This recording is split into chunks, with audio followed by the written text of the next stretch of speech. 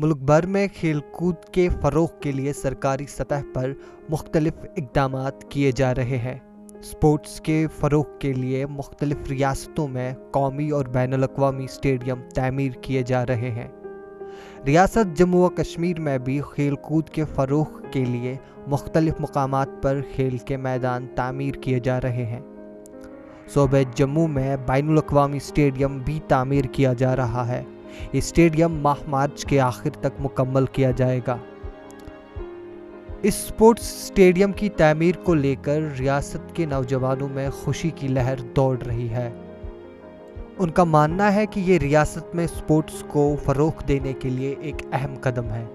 खास बात यह है कि जम्मू में टैलेंट की कोई कमी नहीं है, इससे टैलेंट को बहुत बढ़ावा मिलेगा। बात करें यहाँ के खिलाड़ियों ने काफी जगह अपने आप को प्रदर्शित किया है। परवेज रसूल ने IPL भी खेला है। कुछ दिन पहले यहाँ विनोद कांबली जी, इरफान पठान आए तो उन्होंने भी बोला था कि यहाँ टैलेंट की कोई कमी नहीं है। ETV भारत के लिए जम्मू से मोहम्मद अशरफ की रिपोर्ट।